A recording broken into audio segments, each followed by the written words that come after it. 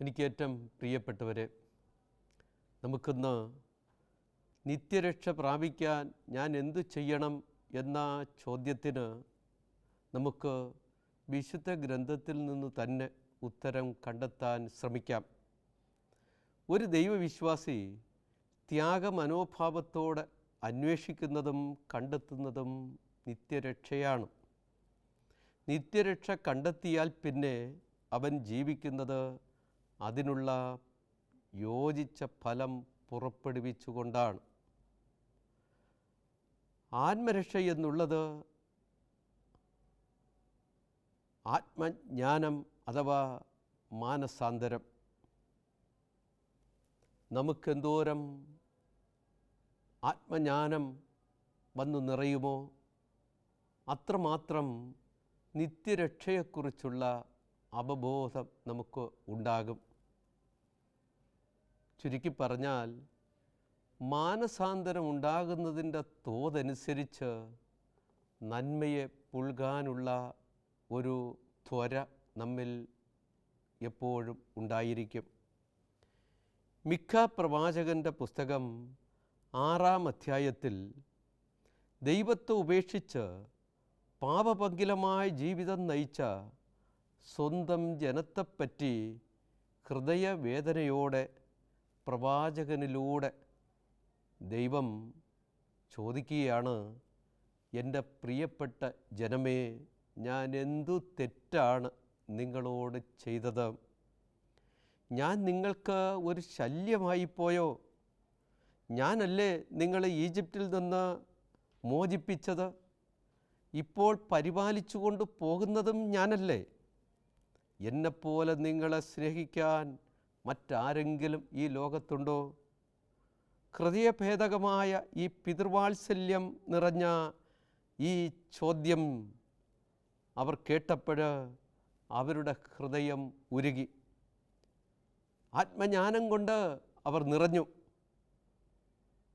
മാനസാന്തരത്തിൻ്റെ അലകൾ അവരിൽ ഉണ്ടായി. പ്രവാചകനോട് അവർ ചോദിച്ചു, ദൈവത്തെ പ്രസാദിപ്പിച്ച് നിത്യരക്ഷ പ്രാപിക്കാൻ ഞങ്ങൾ എന്താണ് ചെയ്യേണ്ടത്? കർത്താവിൻ്റെ മുമ്പിൽ അർപ്പിക്കാൻ ഞങ്ങൾ എന്തു കാഴ്ചയാണ് കൊണ്ടുവരേണ്ടത്? ദഹനബലിക്ക് 1 വയസ്സ് പ്രായമുള്ള കാളക്കിടാവുമായിട്ടാണോ ഞങ്ങൾ വരേണ്ടത്? ഞങ്ങളുടെ പാപപരിഹാരത്തിനായി ആദ്യജാതന്മാരെ ബലിയർപ്പിക്കണമോ? പ്രവാചകൻ അവരോട് പറഞ്ഞു, എന്താണ് വേണ്ടതെന്ന് അവിടുന്ന് തന്നെ പറഞ്ഞിട്ടുണ്ടല്ലോ. നീതി പ്രവർത്തിക്കുക, കരുണ കാണിക്കുക, ദൈവത്തിൻ്റെ മുൻപിൽ വിനീതരായിരിക്കുക. ഇതല്ലാതെ മറ്റെന്താണ് കർത്താവ് നമ്മിൽ നിന്നും ആവശ്യപ്പെട്ടിരിക്കുന്നത്? കാര്യം വളരെ നിസ്സാരം. പക്ഷേ ഇത്തരം കാര്യങ്ങൾ പ്രവർത്തിക്കാൻ വിശ്വാസികൾക്ക് താൽപ്പര്യമില്ല. ദൈവത്തെ നേർച്ച കാഴ്ചാദികൾ സമർപ്പിച്ച് പ്രീതിപ്പെടുത്തുന്നതിൽ മത്സരിക്കാനാണ് താൽപ്പര്യം. ഇവിടെയാണ് ദൈവത്തിൻ്റെ മനസ്സ് വേദനിക്കുന്നത്. ദൈവത്തിൻ്റെ ഹൃദയത്തിന് ചേർന്ന വിധത്തിലുള്ള ജീവിതം നയിക്കുവാൻ മക്കളായ നമ്മോട് ആവശ്യപ്പെടുമ്പോൾ അത് ശ്രദ്ധിക്കാതെ മറ്റു പലതിലും വ്യാപൃതരായി ദൈവത്തിൻ്റെ ഇഷ്ടം അതാണെന്ന് കരുതി അങ്ങനെ ജീവിക്കുവാനാണ് പലപ്പോഴും വിശ്വാസികൾക്ക് ഇഷ്ടം. ഇവിടെ ദൈവം തന്നെ നേരിട്ട് തിരുത്തുന്ന ചിത്രമാണ് മിക്ക പ്രവാചകനിലെ പുസ്തകത്തിൽ നമുക്ക് കാണാൻ സാധിക്കുന്നത്. നീതി പ്രവർത്തിക്കണം, കരുണ കാണിക്കണം, ദൈവത്തിൻ്റെ മുമ്പിൽ വിനീത ഭാവമുള്ളവരായിരിക്കുക. വളരെ ലളിതമായ ആവശ്യമാണ് ദൈവവിശ്വാസിയിൽ നിന്നും ദൈവം ആഗ്രഹിക്കുന്നത്. അപ്പോൾ നമുക്ക് ലഭ്യമാകുന്നതോ നിത്യരക്ഷയാണ്. സ്നാപക യോഹന്നാൻ തൻ്റെ പ്രവാചക ധർമ്മം നിർവഹിക്കാൻ ആരംഭിക്കുമ്പോൾ യഹൂദരുടെ ഇടയിൽ നിലനിന്നിരുന്ന തിന്മ പ്രവൃത്തികൾ കണ്ട് അദ്ദേഹം വളരെ കാർക്കശ്യത്തോടു കൂടെയാണ് അവരോട് പശ്ചാത്താപത്തിന് ആഹ്വാനം നടത്തുന്നത്.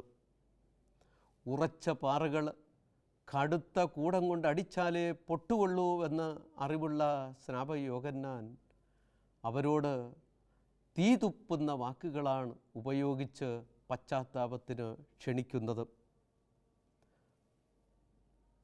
സ്നാപക യോഹന്നാൻ്റെ ആത്മാർത്ഥതയും തീഷ്ണതയും ദൈവത്തിൻ്റെ പ്രതിപുരുഷൻ എന്ന നിലയ്ക്ക് അദ്ദേഹം എടുക്കുന്ന നിലപാടുകളും കണ്ട് ആകൃഷ്ടരായി സ്നാപക യോഹന്നാൻ പറയുന്നത് അനുസരിക്കാൻ തയ്യാറായി ആ മനുഷ്യർ സ്നാപക യോഹന്നാന് ചുറ്റും കൂടുന്നു. ഞങ്ങൾ നിത്യരക്ഷ പ്രാപിക്കുന്നതിന് എന്താണ് ചെയ്യേണ്ടത് എന്ന് അദ്ദേഹത്തോട് വിനീത ഭാവത്തിൽ ആരായുന്നു. ജനക്കൂട്ടത്തോട് സ്നാപക യോഹന്നാൻ പറഞ്ഞു, രണ്ടുടുപ്പുള്ളവൻ ഒന്ന് ഇല്ലാത്തവന് കൊടുക്കട്ടെ, ഭക്ഷണം ഉള്ളവനും അങ്ങനെ ചെയ്യട്ടെ. നിങ്ങൾ വൻപിച്ച കാര്യങ്ങളൊന്നും ചെയ്യാൻ പോകണ്ട. നിത്യരക്ഷ പ്രാപിക്കുന്നതിന് ചെറിയ ചെറിയ സൽക്കർമ്മങ്ങൾ ചെയ്താൽ മതി. സഹജീവിയോട് സഹാനുഭൂതി പ്രകടിപ്പിക്കണം. അപ്പോൾ നമുക്ക് ലഭ്യമാകുന്നതോ നിത്യരക്ഷയാണ്. മദർ തെരേസ ഒരു ദിവസം തൻ്റെ ചുറ്റും കൂടി നിന്ന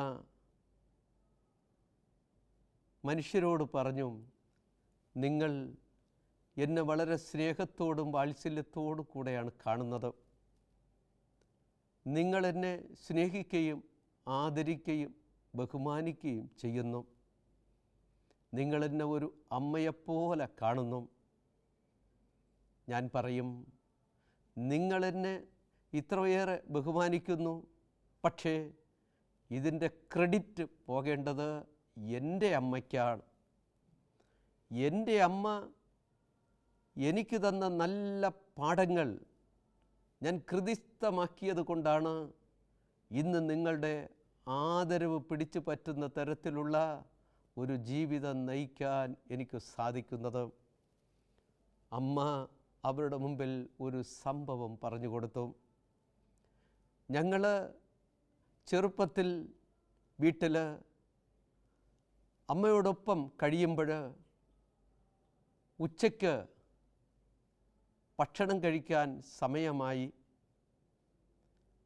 ഞങ്ങളെല്ലാവരും ഭക്ഷണമേശയുടെ അടുക്കലേക്ക് ഓടിയെത്തി. ഭക്ഷണമെല്ലാം റെഡിയായിരിക്കുന്നു. ഭക്ഷണമേശയിൽ എത്തിയിട്ടുണ്ട്. പക്ഷേ വിളമ്പിത്തരുന്നതിന് അമ്മയെ കാണുന്നില്ല. ഞങ്ങൾ അമ്മയെവിടെ എന്ന് പറഞ്ഞ് ചുറ്റും അന്വേഷിച്ച് നടന്നു. പക്ഷേ കുറേ സമയം അമ്മയെ കണ്ടില്ല. അത് കഴിഞ്ഞ് അമ്മ എത്തി. ഞങ്ങൾ അമ്മയോട് ചോദിച്ചു, അമ്മയെ എവിടെ പോയി? ഞങ്ങൾ ഇവിടെയൊക്കെ തിരക്കിയല്ലോ. അമ്മ പറഞ്ഞു, നിങ്ങളതാ കാണുന്നില്ലേ ആ കുടിൽ? ഒരു പാവപ്പെട്ട കുടിലാണത്. പാവപ്പെട്ട വീട്ടുകാർ താമസിക്കുന്ന ആ ചെറ്റക്കുടിലിൽ ഒരു രോഗി കിടക്കുന്നു. അവർക്ക് ഭക്ഷണമില്ല. അവർ അനാഥത്വത്തിലാണ്. അതുകൊണ്ട് മക്കളെ, ഇവിടെ സജ്ജമായ ഭക്ഷണത്തിൽ ഒരു പങ്ക് ഞാനെടുത്ത് അവർക്ക് കഴിക്കാൻ കൊണ്ടു കൊടുക്കാൻ പോയിരിക്കുകയായിരുന്നു. അത് അവർക്ക് വിളമ്പിക്കൊടുത്തിട്ടാണ് ഞാൻ ഇവിടെ വന്നത്. ഇനി നമുക്ക് ഒന്നിച്ചിരുന്ന് ഭക്ഷണം കഴിക്കാം. മദർ തെരേസ പറയുകയാണ്, കുഞ്ഞുനാളിൽ എൻ്റെ ഹൃദയത്തിൽ പരോപകാര പരസ്നേഹ പ്രവർത്തനത്തിൻ്റെ വിത്ത് വിതച്ചത് എൻ്റെ അമ്മയാണ്. ഇതുപോലെ എത്രയെത്ര ഉദാഹരണങ്ങൾ എൻ്റെ അമ്മയുടെ ജീവിതത്തിൽ നിന്ന് ഞാൻ പകർത്തി എടുത്തിട്ടുണ്ട് എന്നും.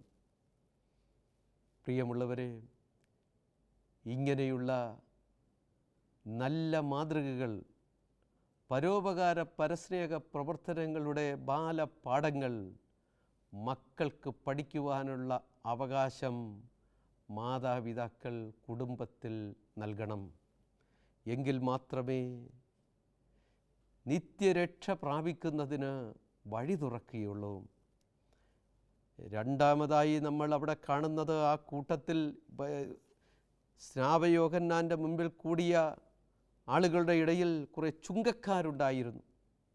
ആ കച്ചവടക്കാർ സ്നാപയോഹന്നാനോട് ചോദിച്ചു, ഞങ്ങളെന്താണ് ചെയ്യേണ്ടത്? ഗുരു, നിത്യരക്ഷ പ്രാപിക്കാൻ ഞങ്ങളെന്തു ചെയ്യണം? സ്നാപയോഹന്നാൻ അവരോട് പറഞ്ഞു, നിങ്ങളോട് ആജ്ഞാപിച്ചിട്ടുള്ളതിൽ കൂടുതൽ ഈടാക്കരുത്. നിങ്ങളോട് ആജ്ഞാപിച്ചിട്ടുള്ളതിൽ കൂടുതൽ ഈടാക്കരുത്. നിശ്ചിത വില മാത്രമേ വാങ്ങാവൂ. കള്ളത്തൂക്കും അതുപോലെ തന്നെ മായം ചേർക്കലും ഇതൊക്കെ ഇന്ന് നിത്യസംഭവമായി മാറിയിരിക്കുകയാണ്. അന്യായമായ വിധത്തിൽ മറ്റുള്ളവരെ ചൂഷണം ചെയ്ത് ആഹാര സാധനങ്ങളിൽ പോലും മായം ചേർത്ത്, വിഷം ചേർത്ത് വിറ്റ് കാശ് ഉണ്ടാക്കുന്നതിൽ മടിയില്ല. എന്തുമാത്രം കടുത്ത ക്രൂരമായ തിന്മ പ്രവൃത്തിയാണിത്. മനുഷ്യജീവനെ കൊന്നുകളയുന്ന തരത്തിലുള്ള, ഇഞ്ചിഞ്ചായി കൊല്ലുന്ന തരത്തിലുള്ള വിഷാംശങ്ങൾ പൈസയ്ക്ക് വേണ്ടി അത്യാർത്തിയോടുകൂടെ ഭക്ഷണ സാധനങ്ങൾ കലർത്തി വെക്കുന്ന ആളുകളെയും നമുക്ക് കാണാൻ സാധിക്കും. അവരോട് സ്നാപക യോഹന്നാൻ പറയുകയാണ്, നിത്യരക്ഷ നിങ്ങൾക്കും വേണ്ടേ? നിത്യരക്ഷ വേണ്ടേ? എങ്കിൽ നിങ്ങൾ നിശ്ചയിച്ചതിൽ കൂടുതൽ വസൂലാക്കാൻ തുടങ്ങരുത്. നമ്മൾ ഈ ലോകത്തെ സുഖസൗകര്യങ്ങൾ ഉറപ്പാക്കി മുമ്പോട്ട് പോകുമ്പോഴും നിത്യരക്ഷ നഷ്ടമായാൽ ജീവിതം കൊണ്ട് എന്ത് പ്രയോജനമാണ്? ലോകം മുഴുവനും നേടിയാലും നമ്മുടെ ആത്മാവ് നഷ്ടപ്പെട്ടാൽ എന്ത് പ്രയോജനമാണുള്ളത് എന്ന് നമ്മോട് ചോദിക്കുന്നു.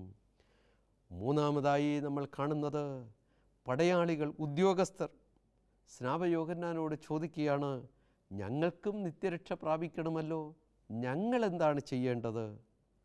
അദ്ദേഹം പറഞ്ഞു, നിങ്ങൾ ആരെയും ഭീഷണിപ്പെടുത്തരുത്, വ്യാജമായ കുറ്റാരോപണം ചെയ്യരുത്, വേതനം കൊണ്ട് തൃപ്തിപ്പെടണം. നിങ്ങൾക്ക് കിട്ടുന്ന ശമ്പളം കൊണ്ട് നിങ്ങൾ ജീവിക്കാൻ ശീലിക്കണം.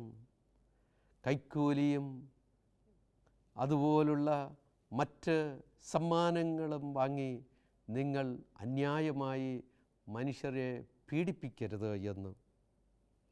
എന്തൊരു സുന്ദരമായ ചിന്തയാണ് ദൈവരാജ്യം സ്വന്തമാക്കാൻ, നിത്യരക്ഷ പ്രാപിക്കാൻ സ്നാപയോഹന്നാൻ പറഞ്ഞു കൊടുക്കുന്നത്. ആനുകാലികമായി ചിന്തിച്ചാൽ നമുക്ക് വളരെയേറെ യോജിച്ച നല്ല കാര്യങ്ങളാണ് ഇതിൽ അടങ്ങിയിരിക്കുന്നത് എന്ന് നമുക്ക് മനസ്സിലാകും. വീണ്ടും പൗലോസും സീലാസും ജയിലിൽ കിടക്കുകയാണ്. സുവിശേഷം പ്രസംഗിച്ചു എന്നതിൻ്റെ പേരിൽ പൗലോസിനെയും സീലാസിനെയും ജയിലിൽ ബന്ധനാവസ്ഥയിൽ കിടക്കേണ്ടി വന്നു. അവർ തികച്ചും വേദനയുടെ നടുവിലാണ്. ദൈവത്തെ കീർത്തനം പാടി സ്തുതിക്കുകയായിരുന്നു. ആ അവസരത്തിൽ തങ്ങൾക്കെന്തോ ബഹുമതി കിട്ടിയ പ്രതീതിയാണ് ഇപ്പോൾ പൗലോസിനും സീലാസിനും. സുവിശേഷം പ്രസംഗിച്ചതിനും യേശുവാണ് രക്ഷകനെന്നും യേശുവിൽ വിശ്വസിക്കണമെന്നും പ്രസംഗിച്ചതിൻ്റെ പേരിലാണ് തടവിലടയ്ക്കപ്പെട്ടത്. പക്ഷേ അതൊരു ബഹുമതിയായി കണ്ടുകൊണ്ട് അവർ ജയിലിനുള്ളിൽ ദൈവത്തെ സ്തുതിക്കുകയും ജയിലിനുള്ളിലുള്ള ആളുകളോടും സുവിശേഷം പറയുകയും ചെയ്യുന്നു. രാത്രിയിൽ പെട്ടെന്ന് കാരാഗ്രഹത്തിൻ്റെ അടിത്തറ കുലുങ്ങി. ഒരു വലിയ ഭൂകമ്പമുണ്ടായി. എല്ലാ വാതിലുകളും തുറക്കപ്പെട്ടു. എല്ലാവരുടെയും ചങ്ങലകൾ അഴിഞ്ഞു വീണു. കാവൽക്കാരൻ ഉണർന്നപ്പോൾ വാതിലുകളെല്ലാം തുറന്നു കിടക്കുന്നതാണ് കണ്ടത്. തടവുകാരെല്ലാം രക്ഷപ്പെട്ടു എന്ന് കരുതി അവൻ വാളൂരി ആത്മഹത്യയ്ക്കൊരുങ്ങുന്നു. പൗലോസ് ഉടനെ തന്നെ വിളിച്ചു പറഞ്ഞു, സാഹസം കാണിക്കരുത്, ഞങ്ങളെല്ലാവരും ഇവിടെയുണ്ട്. നിങ്ങൾ പേടിക്കണ്ട, ഞങ്ങളാരും പുറത്തു പോയിട്ടില്ല. പൗലോസും സീലാസും അങ്ങനെ ആ കാവൽക്കാരൻ്റെ മുമ്പിൽ നിന്നു. ആ അവസരത്തിൽ കാവൽക്കാരൻ ഭയന്നു വിറച്ച്, ഇതൊന്നൊരത്ഭുതമാണ് ഇവിടെ സംഭവിച്ചിരിക്കുന്നത്, ജീവനുള്ള ദൈവത്തെയാണല്ലോ ഇവർ ആരാധിക്കുന്നത് എന്ന് പറഞ്ഞ് പൗലോസിൻ്റെയും സീലാസിൻ്റെയും കാൽക്കൽ വീഴുകയാണ്. എന്നിട്ട് അവരോട് ചോദിച്ചു, യജമാനന്മാരെ, നിത്യരക്ഷ പ്രാപിക്കാൻ ഞാൻ എന്തു ചെയ്യണം? അവർ രണ്ടുപേരും ഒന്നിച്ചു പറഞ്ഞു, കർത്താവായ യേശുവിൽ വിശ്വസിക്കുക, നീയും നിൻ്റെ കുടുംബവും രക്ഷ പ്രാപിക്കും. അവനും അവൻ്റെ കുടുംബവും ജ്ഞാനസ്നാനം സ്വീകരിച്ച് ക്രൈസ്തവരായി. ദൈവത്തിൽ വിശ്വസിച്ചതുകൊണ്ട് അവനും കുടുംബാംഗങ്ങൾക്കും അത്യന്തം ആനന്ദമുണ്ടായി എന്നാണ് രേഖപ്പെടുത്തിയിരിക്കുന്നത്. പ്രിയമുള്ളവരെ, ഈശോ ഈ കുടുംബത്തിൻ്റെ രക്ഷകൻ എന്ന് വാതിൽപ്പടിയിൽ എഴുതി വച്ചതുകൊണ്ട് മാത്രം ആകുന്നില്ല. യേശു നമ്മുടെ രക്ഷകനായി തീരുന്നത് രക്ഷയ്ക്ക് അനുയോജിച്ച ഫലങ്ങൾ പുറപ്പെടുവിക്കുമ്പോഴാണ്. അതിനനുസൃതമായ ഒരു നല്ല ജീവിതം നയിക്കുവാൻ നമുക്ക് പ്രത്യേകം ശ്രദ്ധിക്കാം. നല്ലവനായ ദൈവം നമ്മെ സമൃദ്ധമായി അനുഗ്രഹിക്കട്ടെ.